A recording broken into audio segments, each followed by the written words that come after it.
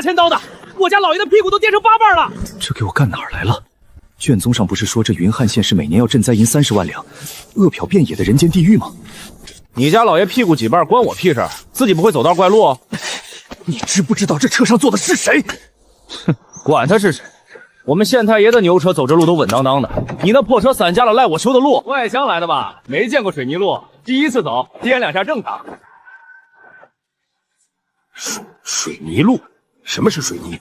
哎呦，老张又来一个没见过水泥的，今年第几个了？第9个。老爷，卷宗不是说这县穷得快洗人了吗？穷得快洗人的县，铺得起整条水泥大道？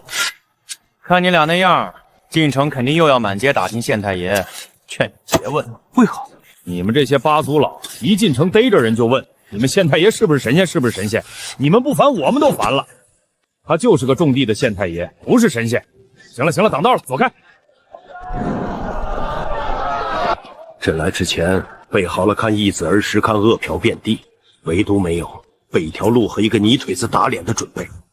福海，奴才在。进城，朕倒要看看这水有多深。云汉县3年免费蒙学公告，凡6岁以上孩童入学不取分文，管1顿午饭。管午饭？念书不收钱还倒贴饭？不然呢？娃饿着肚子咋念书？你们那儿还让娃娃饿着上学？还得交书费。那地方的官可真够缺德的。放肆！你敢这么跟我家老爷说话？福海，走。难道是青岩？细、纯、咸，宫里御膳房层层提存才得一点的上等精盐。这盐怎么卖2文1斤，旁边红的是糖，3文。2文？京城的粗盐又黑又滑掺沙子，30-40文1斤呢。这么白的盐才2文，不怕官府查你卖私盐？私盐？你们乡下来的吧？盐就是给人吃的，本来就该家家买得起，卖贵了那才该查。看你穿的人模狗样，连盐都不懂，买不买？不买别捏脏了。大娘，你们县去年饿死多少人？饿死人！客官，您睁眼瞧瞧，我们县3年没饿死过1个人，要饭的你都找不着。怎么会找不着？谁家揭不开锅，去县衙登个记，先借粮，开春还，不收利钱。不收利钱？放利钱逼死人的那叫阎王，不叫县太爷。户部卷宗，这县写的什么？地野民贫，流民遍地，饿殍遍野。每年向朝廷请赈灾银30万两。30万两，一个造盐铺路，白给百姓念书喝水，3年没饿死1个人的县，在朕的卷宗里是每年要赈30万两的人间地狱。那银子年年进了谁的口袋？这卷宗谁写的？朕被当瞎子蒙了几年了。老爷，这县也太邪乎了。邪乎？哈哈，这都算啥？客官，你要去城东瞅瞅我们县太爷种的地，猜猜1亩打多少粮？当场能把你吓晕喽！1亩打多少？300斤，那也就比玉田好些。嘿，300斤，客官1200斤。放屁！亩产1000斤，绝无可能。玉田最好的年壮才300斤，你唬谁呢？哎呦，又来一个！城里来的就是没见过世面。客官，你这反应跟上个月那个京城来的大官一模一样。我们县太爷教的法子，化肥2种水渠，缺一样都不行。你知道化肥是啥不？化肥是何物？不知道吧？不知道就别在这嚷嚷什么绝无可能。走，老汉带你去地里开开眼，免得你回了京城还以为天底下的地都只长300斤。客官，地里这点还算不上啥，等你瞅着我们县太爷那个点石成金的玻璃房，保管你当场跪下喊神仙。看傻了吧？这还才哪儿到哪儿？李大成又领外乡人来开眼了，可不是嘛？这位还说亩产1000斤是放屁呢！放屁！后生，你过来。老人家，我自幼读农书，通晓农桑，来之前那位老哥说亩产1200，我不信。年景最好，1亩300斤已是天恩，1亩1200，除非地里埋了神仙。神仙没有，化肥有。来的路上我便听老汉说过，这到底是个什么东西？你瞅这苗，庄稼跟人一个道理，光喝水不吃饭能长庄？化肥就是给庄稼吃的饭，我们县太爷带人烧出来的，1亩地撒几十斤下去，苗嗖嗖的窜。一派胡言，粪肥我是知道的，何曾听过什么化肥？那后生，你说玉田为啥才300斤？地力有限，岁有风寒，此乃天定。放屁！是你们不会种！放屁！是你们不会种！2种化肥水渠3样，种子要选最壮的留，年年挑，肥要喂足，水要旱涝都保得住，3样齐了，1亩1200。你们的玉田伺候皇帝老儿的地吧，守着一群只会念书的官儿，连水渠都不会修，能打300斤，我都替你们脸红。你这是在骂谁了？我就事论事，那皇帝老儿吃的粮，亩产还不如我们乡下，这是我编的。土是黑的，松软湿润，跟京城那板结发硬的玉田根本不是一种东西。亩产1200斤，竟然是真的！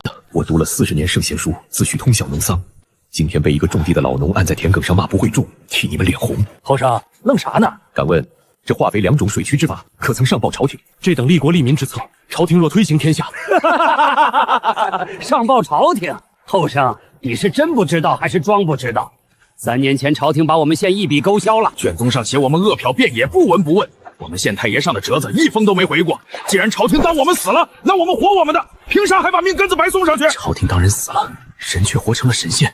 那一封封石沉大海的折子，那一封都未回的批复，是经过朕的预案，还是根本没让到朕的预案上？李大成，快领人回去！县太爷要查那个上月来的京城大官。京城大官？嘘，别问。那人不是好东西，冒充商户想偷我们县太爷的方子，还想烧了化肥厂，被当场逮了。现在人在哪儿？在牢里，等着你们那位真皇帝来认人呢。德福，你瞧见乞丐没有？老爷，奴才走了整整1天，一个要饭的都没瞧见。流民乞丐病倒在街边的，一个都没有。可京城呢？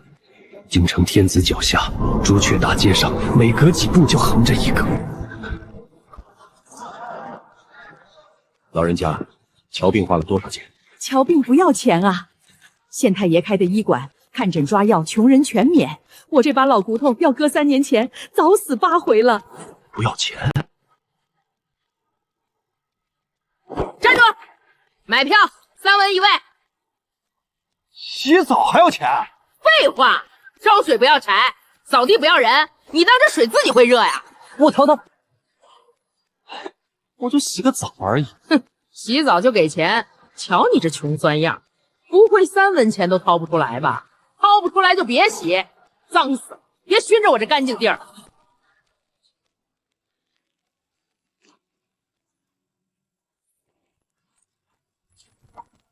哼，磨磨唧唧的，进去吧。洗完舒服多了。老爷，咱们现在……德福，你看那门，奴才看见了，都不锁。老丈，这家家不锁门，不怕遭贼。贼？客官，我们县3年没遭过一回贼了。为何？家家有饭吃，户户有活干，谁去当贼？再说了，谁要敢偷东西，全县人戳他脊梁骨，他在云汉县就别想活了。县太爷说：“仓廉食而知礼，肚子饱了，人心就正了。”仓廉食而知礼节。客官，明一早您要是没事儿，去县衙瞧瞧热闹。何事热闹？那偷方子烧化肥厂的京城来的大官，县太爷要当众审他。听说那人后台硬得很，张口闭口我是替宫里贵人办事的。宫里贵人？那可不，咱也不知是真是假。反正在我们云汉县，甭管你是宫里的、京城的还是天上的，犯了法，县太爷照审不误。替宫里贵人办事，偷方子、烧化肥厂，是哪个贵人？太子，还是我那几个早就盯着龙椅的兄弟的儿子？德福，奴才在。明日一早去县衙，朕要亲眼看看是谁在朕的眼皮子底下伸了这么长的手。还有那位云汉县令，朕也该会会他了。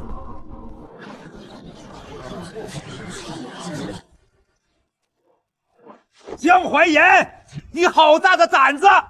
本官是替宫里贵人办事的，你审我，你审得起吗？这方子宫里那位志在必得，你乖乖交出来，本官保你。来人，把他偷方子夜烧化肥厂，伤了3个工人的供词，念给围观的乡亲听。江贵人，你敢动我，宫里贵人不会放过你！你口口声声宫里贵人，我倒想问问，是哪位贵人会派你来一个饿殍遍野的废县，偷一个穷县令的方子？既然云汉县巨穷的饿死3人，方子能值几个钱？犯得着你这么个大官亲自跑一趟，还要烧富伤人？要么是有人早就知道云汉县根本不穷，富得流油；要么是有人瞒着当今圣上，既要骗朝廷的赈灾银，又要抢我云汉的方子，你说是哪一种？你血口喷人！我要见皇帝，我要面圣！皇帝知道了，第一个砍了你！面圣行啊，你既是替宫里贵人办事，想必识得圣言。那本官问你，当今圣上可知道云汉县3年没饿死过一个人？圣上可知道每年30万两赈灾银根本没到过云汉百姓手里一文？圣上可知道有人借着他的名头，在他眼皮底下把一个副县报成死县？我看他什么都不知道，他坐在那金銮田上，被你们这群人捂住眼塞住耳，他以为他的天下海晏车倾，其实早就被你们啃了，只剩骨头了，只剩骨头。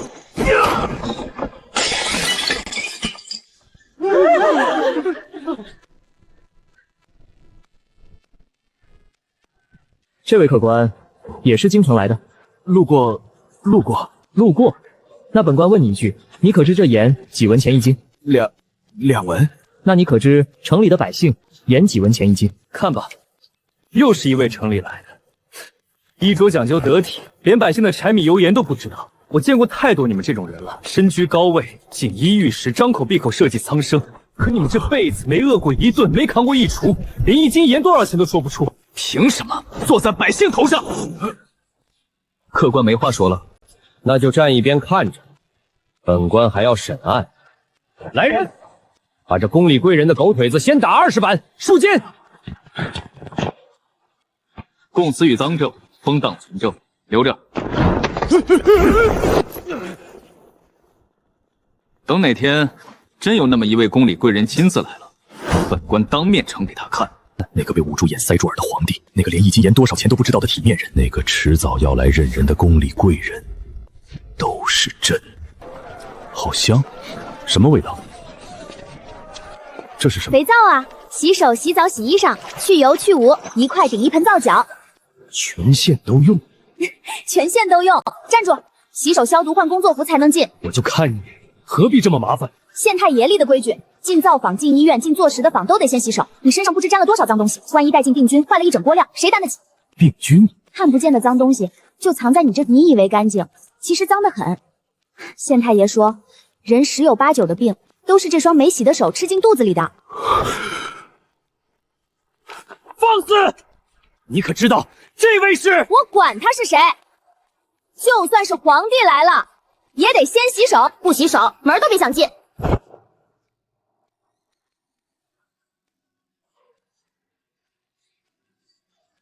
洗。老爷，他说的对。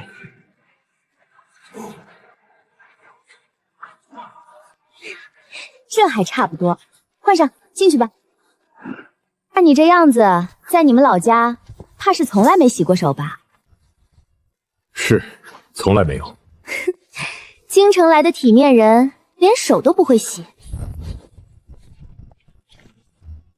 你说朕的太医院养着300多个太医，每年10亿以来，死的人数都数不过来。而这里，一个种地的县令，用一块肥皂，一句饭前闭后要洗手，就让全县3年不生一贫。这个江淮人，他脑子里装的东西，到底是从哪儿来的？不好了，知府大人带着兵把县衙围了。说这县令私造军器，聚众谋反，要拿他下狱。江淮人，有人举报你私造军器，聚众操练，图谋不轨，人证物证俱在，还不束手就擒，跟本府回府城受审。私造军器。大人，我云汉县3年没向朝廷要过一兵一卒，北寇靖灾过年全靠百姓自保。我训几个民兵守自己的家，这叫谋反？巧言令色，操练乡勇，私助火器，哪一条不是死罪？来人，拿下！这要真动起手，江淮人区区一个县令，拿什么挡200兵？知府大人，既然您说我私造军械，那不妨让大人开开眼，把那意大利炮推出来。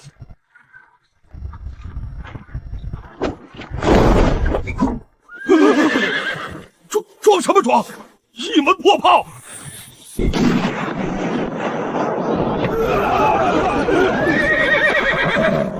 大人，您带200兵来拿我，我这门炮一炮下去，您这200兵还能剩几个？你敢轰朝廷的兵，这就是谋反的铁证。谋反？我倒要问问大人，这3年云汉县年年报饿殍变野，朝廷年年拨30万两赈灾银，这90万两银子，有一文到过云汉百姓手里吗？90万两，我们一文都没见过。我家娃读书的午饭都是县太爷自己掏的钱。你血口喷人！那批赈灾银的账册，您历年上报的卷宗，还有昨日我下狱那个宫里贵人的人的供词，我全留着。大人今日带兵来，不是拿我谋反，是怕我手里的东西捅到当今圣上面前，要了你们一窝人的命，对不对？3年90万两，那一封封石沉大海的折子，那饿殍遍野的卷宗，原来从府城到京城，早就被人织成了一张密不透风的网，而我这个皇帝被这张网蒙了整整3年。放肆！今日我拿不下你，明日宫里那位贵人会派1万兵来踏平你云汉县。宫里那位贵人是哪位贵人？哪来的外乡人也敢插嘴？放肆！尔等还不跪下！当今圣上御驾在此。是你，严驾，陛下今日总算是知道了。万岁！江鄙人见过陛下。大胆！见了圣驾为何不跪？回公公，我大敬礼，身有功名者，面君可不跪。再说了，陛下今日是来认人的，不是来受跪的。该跪的是那些骗了陛下3年的人。都起来吧，江淮人，陪朕走走。陛下既然想知道我这些东西从哪来，这一处陛下该看看。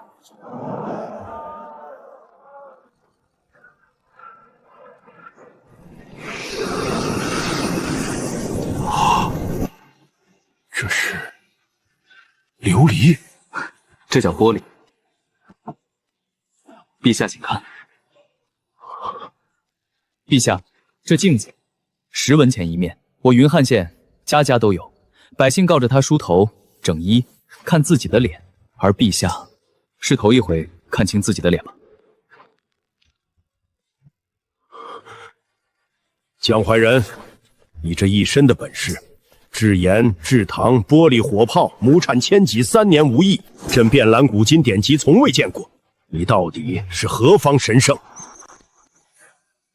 陛下，我不是什么神圣，我只是知道一件事，百姓要的从来不多，一口干净水，一斤吃得起的盐，一亩能吃饱的地，一个不被人偷的家，这些本就该是他们的，只是被人一层层抢走了。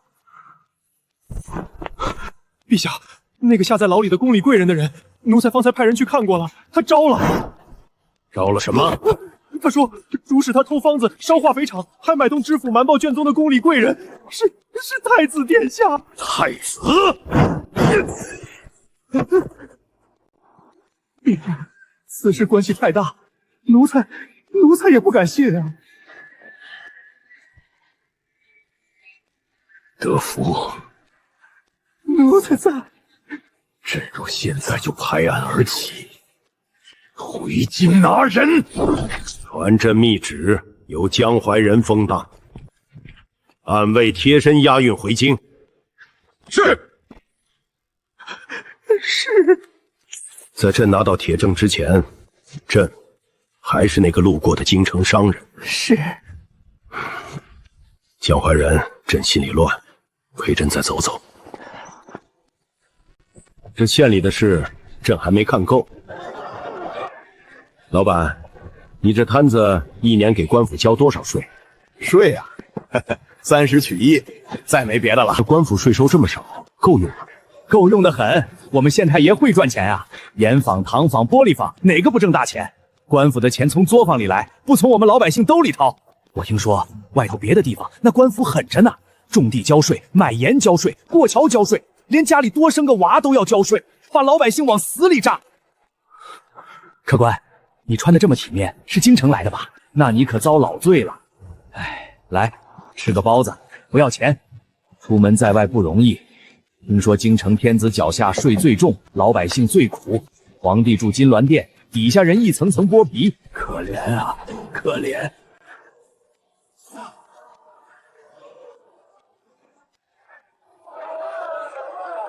一个最普通的卖包子的小夫，反过来可怜我这个皇帝，可怜他底下的百姓被一层层扒皮，而扒皮的其中一只手，是我的亲儿子，是这大晋的储君江淮人。朕治国20年，自以为勤政爱民，今日才知道，朕的爱民，连一个卖包子的都不如。陛下肯吃这口百姓的包子，肯说这句话，已经比朝堂上那满身珠子的强多了。走吧，再去别的地方看看。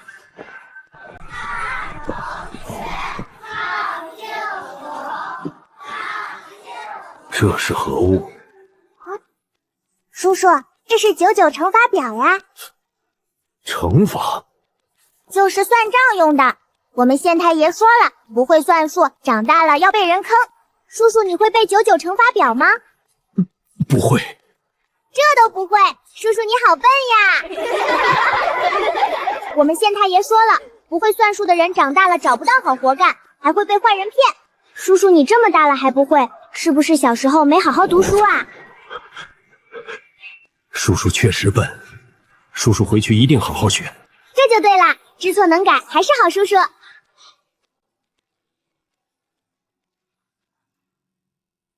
福德，奴才在。派人去府城，朕要知道那位巡抚对云汉县的事到底知道多少。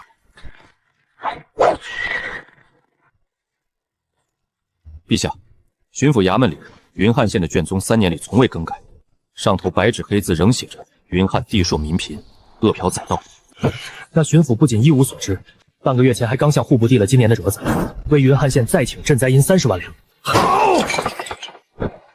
好一个一无所知，知府勾结太子中饱私囊，巡抚尸位鲜菜。人治下最富的县，富成什么样都不知道，还年年替人伸手要银子。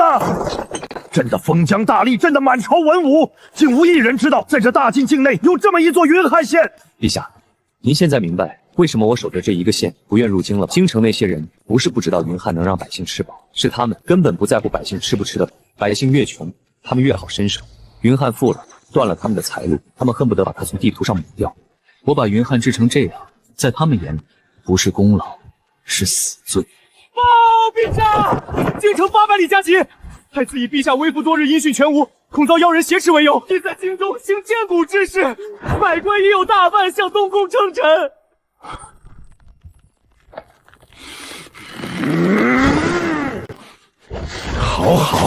好得很。朕还没死，他就急着做龙椅了。陛下，咱们快回京啊！您一露面，谣言不攻自破。回京？朕这一路回去，太子只需在半道设一符，再放出风声。陛下已被妖人所害，朕死在路上是妖人干的，人活着回去是被妖人挟持的假货。他要的从头到尾就是朕回不去。陛下，既然回京是死局，那就别回去，让京城来云汉。你说什么？有一个县跟整个朝廷、跟太子的大军斗，江大人，你莫不是疯了？陛下，跟我来。我这个县令的家底，您还没健全。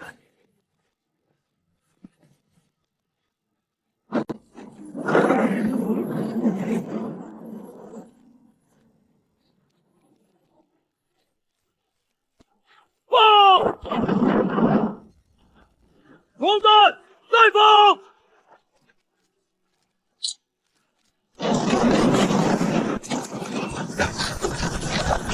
枪能连发，装弹这么快？我改的定装弹，一个熟练兵一吸一发。300改就是一吸300发。陛下，朝廷的神机营能做到吗？昨日陛下见过的那门是最小的，这一门炮下去，半里之内寸草不生。这是何物？地雷，埋进土里，人马一踩，当场炸开，一片雷区能让1万骑兵变成1万具尸体。江淮人私藏这等军械，暗律！暗律，该抄家流派。陛下要治，随时治。3年前，朝廷把云汉一笔勾掉，灾荒来了，没人管。我不造这些，云汉百姓早被刘匪屠了10回。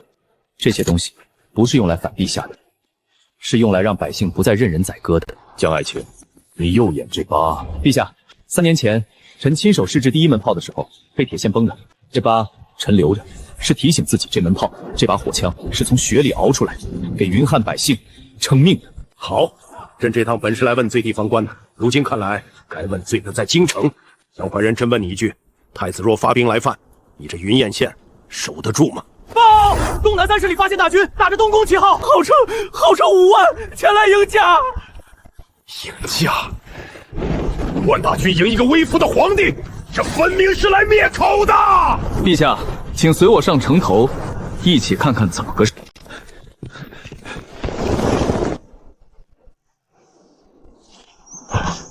这城墙也是水泥浇的。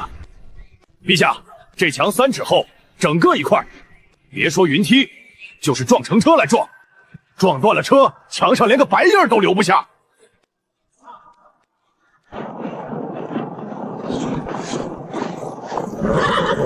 奉太子监国令，陛下遭妖人江淮人挟持，本将奉命迎驾，交出妖人。城上的人听着，速速打开城门，交出陛下与逆贼江淮人，可免一死。放肆！朕好端端站在这里，何来被挟持一说？妖人惯会易容惑众，尔等休想拿一个假货诓骗本将！兄弟们，攻城！活捉妖人，救出真正的陛下！好个真正的陛下！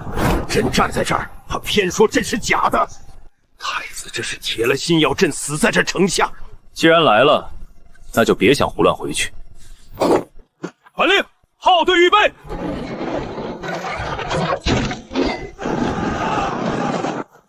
炮队，放！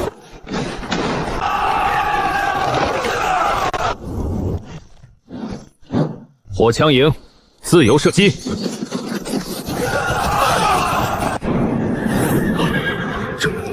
这是什么妖法？快撤！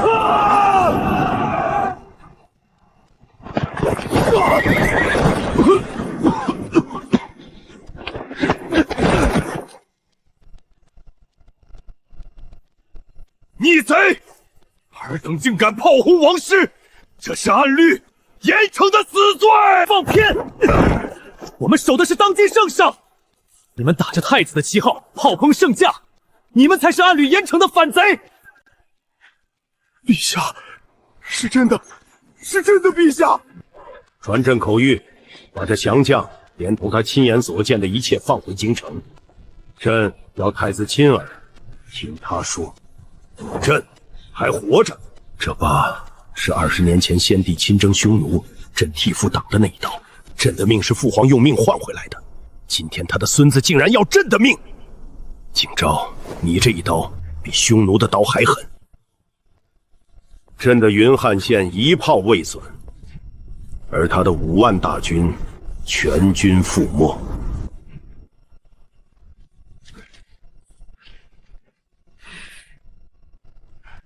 江淮人建造这些东西，得花不少。朝廷3年没给过云汉1文，你一个穷县令哪来这么多银子？陛下，随我来。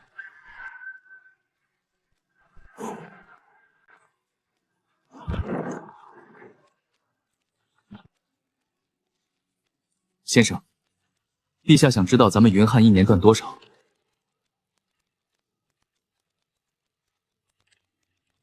哪年？去年还是前年？去年。去年啊，不多，抛去成本、工钱，给百姓的补贴，净挣420万两。420万两，大晋国库一年税商收入统共也就500-600万两，一个县挣的钱，快赶上整个朝廷的国库了。怎么可能？一个县挣这么多？客观见识少了吧？我们的盐、糖、玻璃、肥皂、镜子早就卖出云汉了，周边10几个州县都在用我们的货，便宜又好。就连京城那些王公县贵家里用的玻璃镜、雪花糖，10有8九都是从我们云汉贩过去的。只不过经历了几道手，到京城就翻了几10倍价钱。客官，你脸色不太好啊？怎么，你也想跟我们做盐糖生意？算了吧，我们这生意入伙起步10万两，看你样子，虽说穿得体面，怕是也拿不出这么多现银，别勉强，做不起的。江淮人，你有富可敌国的钱，有横扫千军的兵，你若想反这天下，你3年前就能取了，你为何还守着一个小小的县令？陛下，钱和兵于我，不是用来夺天下的，是用来护着这条街上的人不被夺走的。我要的从来不是龙椅，是这条街10年100年都这么太太平平。报，陛下，京城传来消息，那降将回京一说，满朝哗然，原先倒向东宫的官员有大半连夜改了口风。巡抚、临县县令，还有一干牵涉赈灾银的官员，自知瞒不住了，正连夜赶来云汉，要向陛下请罪面圣。来得正好，朕正要跟他们算算这3年的总账。巡抚，臣在。朕问你，云汉县这3年什么光景？回陛下，云汉地劣民贫。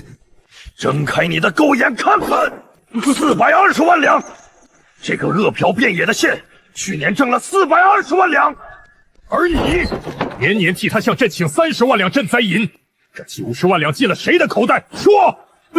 臣不知情啊，臣只是按往年卷宗照例上报，臣冤枉啊，陛下！照例上报。我要见皇上，我要见皇上，放我进去，快放我进去！让这位老人家进来。老人家，朕准你当堂说话。草民谢陛下。我认得你，你就是那个年年坐着大轿来我们县巡查的巡抚。你每回来就在县城转一圈，茶都不喝一口就走，连地里长什么样都没看过，回去就报我们饿殍半野。我们云汉根本不要你的赈灾银，那银子是朝廷的，是天下百姓的血汗。你年年替我们伸手要，那钱你给过我们一文吗？还给我们！把你这3年贪的一文一文都给我吐出来！吐出来！吐出来！年年说我们要饿死，我们饿死了吗？都是你把我们的命当成了你升官发财的本钱！陛下饶命啊！陛下饶命！臣再也不敢了。百姓比朕的官清醒。朕的官只知道把百姓的死活变成升官的台阶，变成中饱私囊的由头。来人！巡抚渎职，纵贪蒙蔽圣听，革职下狱，抄家追赃，知府勾结楚军贪墨赈灾，私调兵马围杀忠良，明正典刑，处置。其余各县凡瞒报贪灭者，一律严查，绝不姑息。90万两赈灾银，连本带利从他们家产里追出来，一文不少，还给云汉的百姓。陛下圣明。清算了一日，不过都是些借喜之计，真正的毒瘤还在京城坐着艰苦的位子。江一人，这些贪官，朕一日就能清完。可朕这大京千万个州郡，还有多少个瞒报的巡抚，多少个贪墨的知府？朕清得完吗？陛下，贪官从来杀不完，因为让他们能贪的不是他们的心，是这套让百姓只能任人宰割的法子。陛下要治的从来不是几个贪官，是这天下运转了千百年的旧规矩。朕知道了，明日你陪朕回京，朕要让这满朝文武知道，这穷县到底穷不穷。臣遵旨。父皇，儿臣一时糊涂，是奸人挑唆。奸人偷江淮人的方子，烧他的宫房，最后发5万大军来拿你的父皇。这一桩桩一件件，是奸人替你做的。父皇，是母妃，是外祖父，他们一直说父皇您老了，身子又不好，他们让儿臣替父皇肩这个国。母妃让你偷江淮人的方子，外祖父让你烧他的宫房，发5万大军来拿你的父皇，也是奸人替你做的。你知道朕最寒心的是什么吗？不是你想夺朕的位，是你明明知道云汉那套法子能让千万百姓吃饱穿暖，你不但不上报，反而要烧了他，还要拿了江淮人。在你眼里，百姓的命还不如你账上那几十万两银子。你这样的人，就算坐上龙椅，也只会让这天下烂得更快。来人，将太子圈进宗人府，终生。姜子人，朕欲拜你为相，一人之下，万人之上。朕把这大晋国政交于你手，你想推的法子，无人敢拦你。你意下如何？陛下，臣谢恩，但臣不愿入京为相。为何？以你之才，区区一个小小的县令，岂不可惜？陛下，在臣看来，让一个县的百姓过上好日子，亲眼看着他们顿顿吃饱，夜不闭户，孩子都能读书，这比当丞相有意义得多。丞相高高在上，看的是奏折上的数字；臣守着云汉，看的是一张张活生生的笑脸。再说了，京城这庙堂里庸臣那么多，臣去了，跟那群只会争权夺利，连1斤盐多少钱都不知道的人同朝护国，臣怕臣迟早被他们气死。哼，还不如回我的云汉，种我的地。好一个怕被气死！江淮人，你这是嫌朕的朝堂容不下你？臣不敢，臣只是不愿为了一个虚名，离开真正需要臣的人。江淮人，明日你别急着回云汉，朕想跟你说几句心里话。是，陛下。你下去吧。是。朕今日不是以皇帝的身份跟你说话，朕是一个管不好这个家的家主的身份。朕的大京有3000万百姓，这3000万人里，10个有9个一辈子没吃过一口干净的盐，没喝过一口干净的水。一场旱灾，饿殍千里；一场时疫，10室9空。朕坐在这金銮殿上20年，自以为勤政，直到去了你的云宴，朕才明白这治下的百姓过的是什么日子，而百姓本可以过上什么样的日子。不可，君不拜臣，这折纳臣了。朕拜的不是你，朕拜的是云汉那3000万百姓本该有的日子。江淮人，朕不留你当丞相，不要你争权，朕只求你一件事，把你云汉的那套法子，制盐、制糖、化肥2种水利、肥皂、火器，交给这天下，让朕的3000万百姓都能像云汉百姓一样，吃饱饭，喝精水，活得像个人。朕求你了。陛下，臣可以交，但臣有3个条件。你说。第一，新政推行，以民为先，谁敢借新政盘剥百姓，无论官职多小，杀无赦。第二，盐、糖、铁、官银平价授予百姓，断了豪商盘剥的根。盐铁官营这一条，朕担忧盐铁是朝廷大税，官营之后，若那些盐商勾结地方闹出乱子，江爱卿，你可有把握？陛下，您是要百姓，还是要豪商？盐铁不官营，百姓就得一辈子吃30文的盐，一辈子被几个大商人卡着脖子。那些盐商囤的私盐、偷的税，每一文都是从百姓的牙缝里抠出来的。陛下要怕他们闹乱子，那这盐铁官营不如不推。臣现在就回云汉。准，朕要百姓。第三，事成之后放臣回云汉，臣不要官，不要爵，只要守着臣那一个县。准，朕全准。臣请推新政，盐铁官营平价授民，推广化肥2种，增产保粮，兴修水利，防旱防涝，广建蒙学医馆，教民识字，救民疾苦。陛下，万万不可！盐铁官营断的可是天下盐商的活路，化肥2种闻所未闻，若误了农时，谁来担当？此乃妖言惑众，动摇国本。对，祖宗惩罚岂能说改就改？一个区县县令也敢妄议国政？诸位大人反对，臣懂，因为这些新政断的是诸位的财路。盐铁官营，诸位家里那些盐庄铁矿就赚不了了。平价售盐，诸位囤着的私盐就成了一堆废货了。诸位口口声声动摇国本，在诸位眼里，国本是你们的荣华富贵，而百姓的死活从来不在你们的算计。臣把问题摆在这儿，大晋3000万百姓吃不起盐，诸位谁能解决？年年旱涝，饿殍千里，一场10亿10室9空，诸位谁能解决？谁站出来？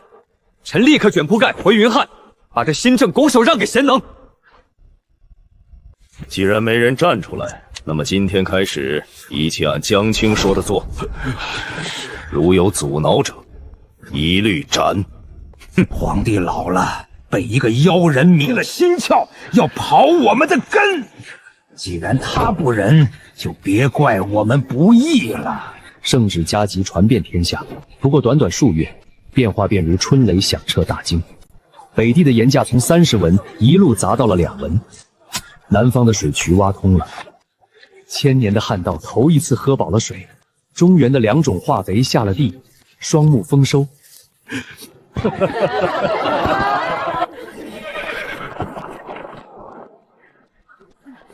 江大人，新政推行，我等本不该多嘴，可这盐价2文钱一斤，实在是太低了。我等盐商世代经营，哪有外人看着那么容易？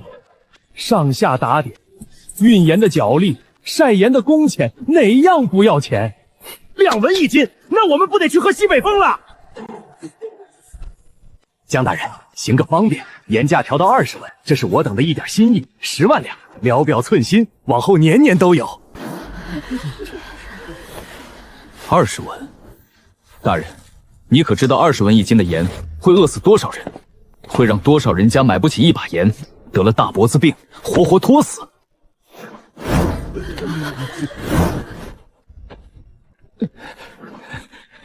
那是他们命苦。江大人，您也是要做大事的人，这天下水至清则无鱼，给我们留口饭吃，大家和气成才，岂不是好？你们垄断盐业多少年了？盐是地里海里白白长出来的东西，提纯1斤成本不过半文，你们卖30文，这中间的29文半是从多少百姓的牙缝里一点一点抠出来的。你们这一辈子赚的每一文黑心钱，都沾着饿死的、病死的、买不起盐的百姓的血。江大人，你这是血口喷人！我等都是奉公守法的粮商。从今日起，盐业官营天下，天下盐价统一2文一斤，1文不许多。你们手里囤的私盐，即日起平价收归官营。敢哄抬、敢私卖1斤的，抄家流配，按律严惩。江大人，您不能这样，这是断我们的活路啊！断你们的活路？你们断了天下百姓几百年的活路。如今不过是让你们少赚点黑心钱罢了，还嫌不够？那本官不介意把你们历年偷水贩私、勾结官府的旧账一桩桩、一件件翻出来，让他们连命都不要了。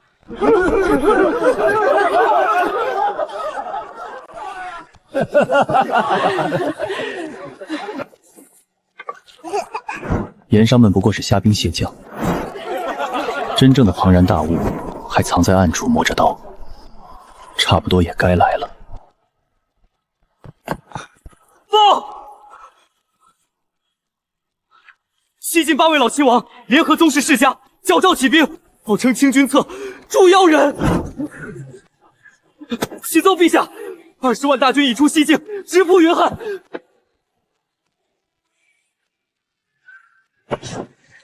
清君侧，好一个清君侧！朕还没死，他们就要替朕清了。陛下，20万大军，陛下，京城禁军不足10万，还有半数靠不住，这可如何是好啊！陛下，不必动京城一兵一卒。叛军直扑云汉是要烧了新政的根，那就让他们有来无回。臣请旨，回云汉。江淮人，你这妖人，蛊惑圣听，败坏祖宗成法，人人得而诛之。识相的，自负出城，本王留你全尸，否则20万大军踏平云汉，一个活口不留。老王爷，你这20万兵是替你卖命来的，他们的命值钱，你的祖宗惩罚不值。最后劝一句，退兵，我可以只诛你1人之罪。放肆！一个曲检县令也敢跟本王讨价还价！弟兄们，攻城！过了云汉，城里的金银随你们取。地雷，起！炮队，放！我将营自由射击。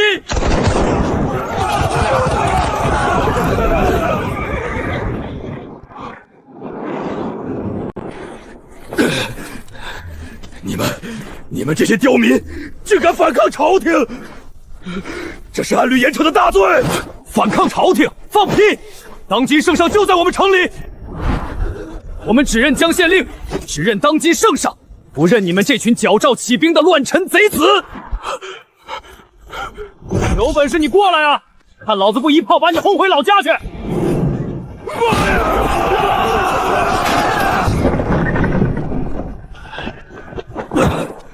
妖术，这是妖术！我大靖的祖宗惩罚，20万大军，怎么会输给一座小小的县城？老王爷，这不是妖术，你输的也不是这一招，你输的是这个正在变天的时代。你们这些抱着旧规矩不放的人，从踏出西境的那一刻起，就已经被这个时代淘汰了。捷报传回京城，传朕旨意。西境作乱八王，连同附逆世家，尽数捉拿，严惩不贷。谁敢阻挡新政，西境八王就是前车之鉴。新政自今日起，谁再敢从中做主，阻挠一日，云汉城下那20万具就是他的下场。吾皇盛世永昌。大靖的天要亮了。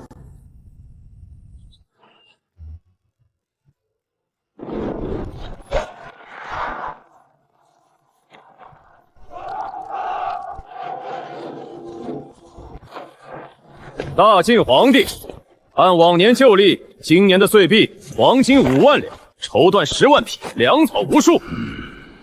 3日之内备齐，送到我大单于帐前，否则我匈奴铁骑20万，踏破你的边关，饮马中原。江青，匈奴的旧例，你看该怎么回？陛下，口舌之争费神，不如让使者亲眼看看我大晋的新例。使者，远处那座土山可看见？哼，看见又如何？放！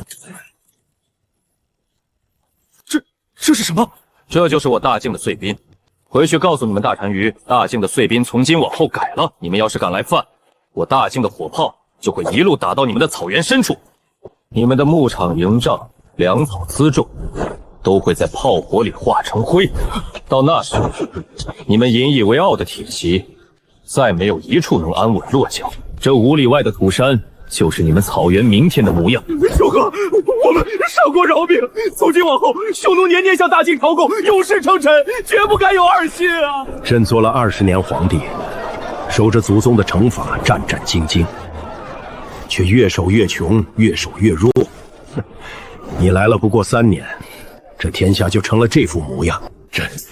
朕真不知道该怎么谢你。陛下不必谢朕，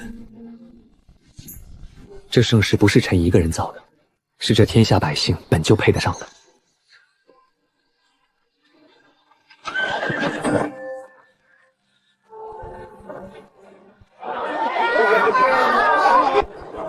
这才是真正的太平盛世。陛下，新政鼎盛，江淮人辞官，臣该回云汉了。回云汉？你要什么，朕都可以给你。高官厚禄、封侯拜相，甚至一字并肩王，朕都舍得给。臣不要。江淮人，你可知一字并肩王与天子平起平坐，这是大征从未有过的尊荣。辞官，知道。那你为何不要？这辈子只想当个能让百姓吃饱饭的县令。云汉的稻子该插秧了，臣告退。